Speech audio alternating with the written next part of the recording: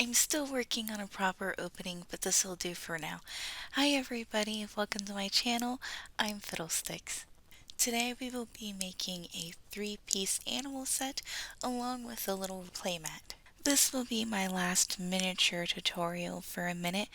I'm gonna take a break, and if you haven't checked out my Patreon, go there and it explains why. It's all good, just go see what it says. That is also where you will find the materials and supplies you'll need to make these little guys for yourself. We will be starting with the rug first, and for some reason I made it all kinds of backwards. It didn't change the outcome any. We are going to start by tracing out our trim spool onto a piece of fabric. I used two types of fabric, this blue and that tan color up in the corner. Add glue all over one piece of the fabric inside your circle lines.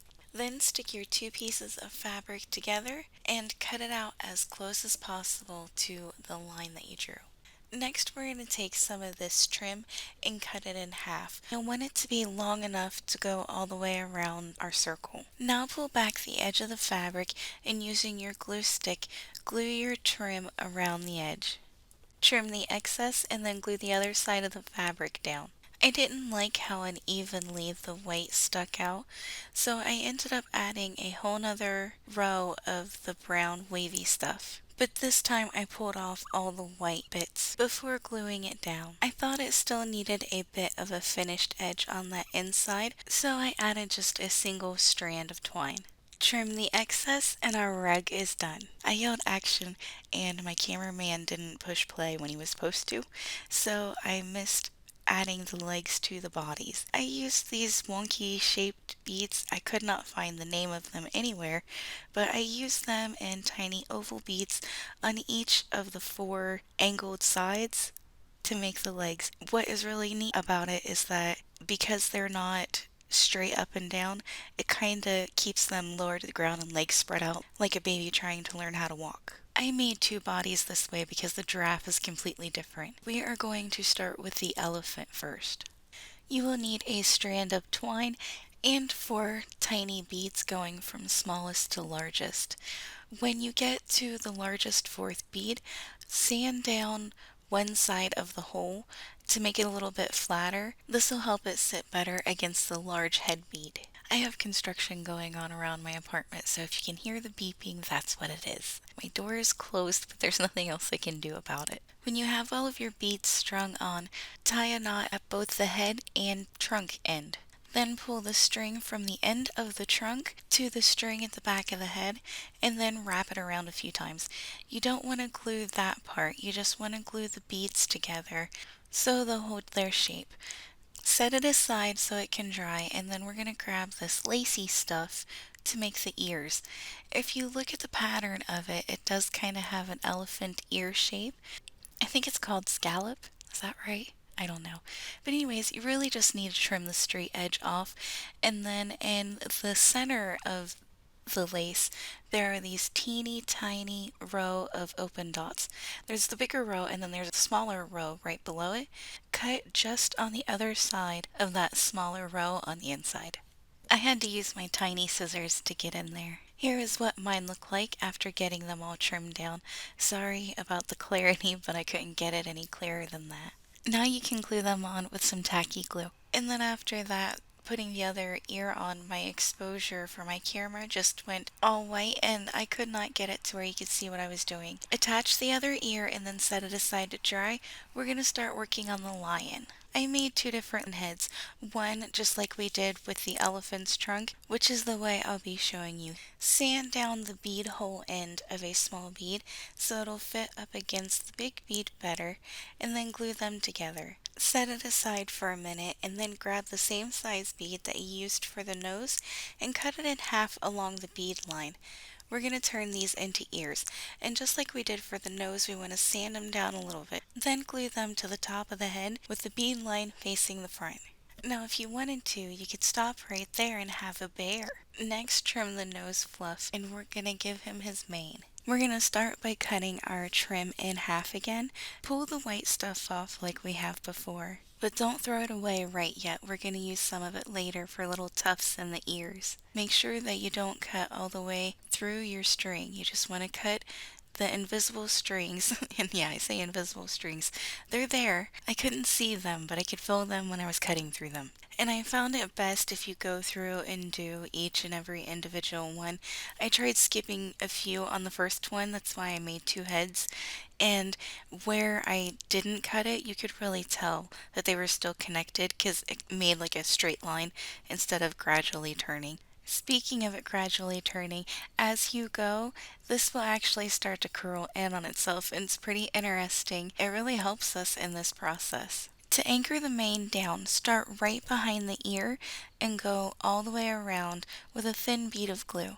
The more glue you have, the more you'll be able to see it, so you'll want to try to use just enough to hold it there.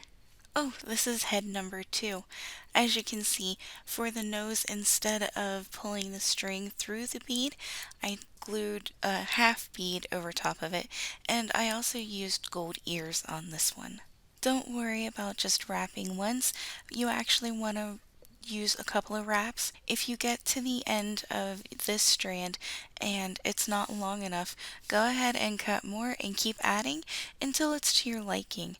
I would say add enough. When you test sit it on the body, it will help hold it in place while the glue dries. This is what mine looked like after one wrap.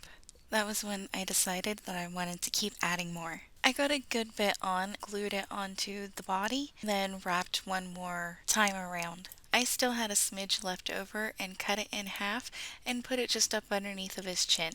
To make his little tail, you will need your smallest bead that'll fit on the twine and a dab of glue.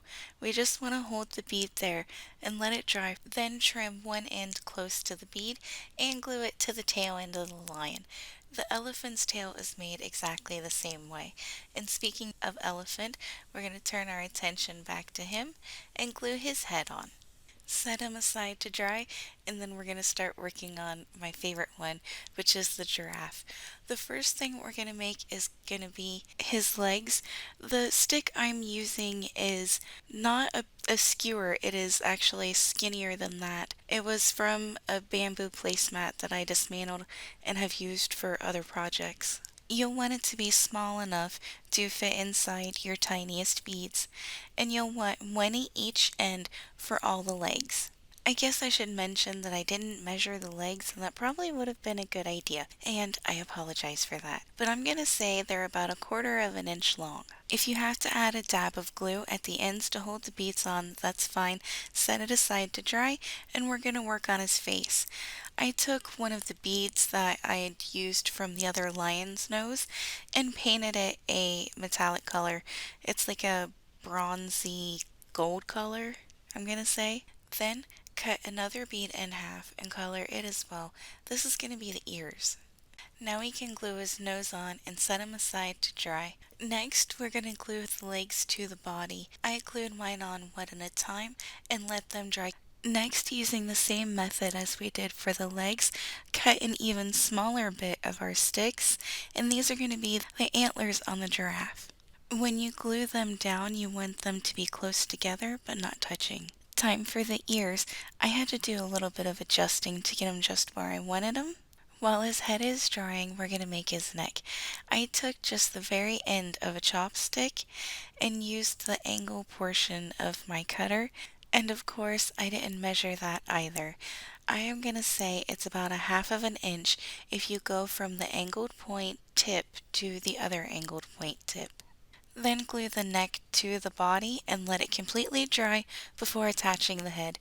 Add a bead of glue from in between his antlers all the way down his neck to his body, and add a strip of the same stuff that we used for the lion's mane.